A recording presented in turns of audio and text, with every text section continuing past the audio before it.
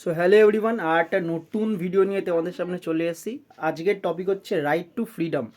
Right two freedom আমরা কোথায় কোথায় দেখতে পারি? রাইট টু ফ্রিডম হচ্ছে আর্টিকেল 19 থেকে 22 অবধি। আর্টিকেল রাইট টু ফ্রিডমের মধ্যে তুমি বলা হচ্ছে যে ইন্ডিয়ার যে কোনো জায়গায় তুমি থাকতে পারো, সে কিনা পার্মানেন্টলি ভাড়া থাকছে, বা আজকে কারোর ইচ্ছা হলে দিল্লি থাকছি আমি 2 মাস, আবার 2 মাস আমি মুম্বাইতে থাকবো, 3 মাস কলকাতায় থাকবো, সেটা থাকতে পারবে।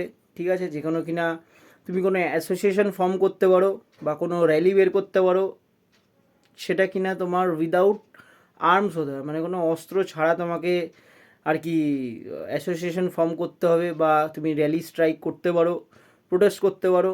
ঠিক আছে, তারপরে হচ্ছে তোমার যে কোনো ইন্ডিয়ার যে কোনো টেরিটরিতে আরামসে ঘুরতে পারো, কেউ তোমায় বলবে না যে পাসপোর্ট দেখাও, ভিসা দেখাও, এইসব কিছু ব্যাপার নেই। ঠিক আছে, তারপরে হচ্ছে তোমার freedom of speech and expression. Speech মানে হচ্ছে তোমার যেটা মনে হয় সেটা তুমি বলতে পারো, আর সেটা কেন মনে হচ্ছে সেটা তুমি এক্সপ্রেস করে বলতে পারো।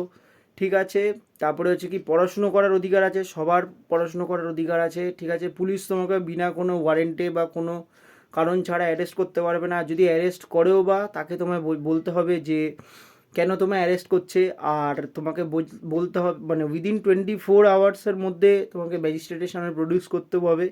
ঠিক আছে, এইগুলো আমরা আর্টিকেল 19 থেকে 22 রাইট টু ফ্রিডমের মধ্যে পাই। দেখো, আমি তোমাদেরকে পুরো এখন পার্টিকুলার সেকশন করে ডিফাইন করে বলার মতন শর্টস ভিডিওতে সম্ভব না, তাহলে আমাকে একটা বড় করে ভিডিও বানাতে হবে। বিকজ এই যে রাইট টু ফ্রিডম বলো, যে কোনো ফান্ডামেন্টাল রাইটস বলো, এক একটা আর্টিকেল অনেক বড় বড়, যেটাকে কিনা আমি আলাদা করে ভিডিও বানিয়ে বলতে হবে, সেটা অনেক বড় হয়ে যাবে।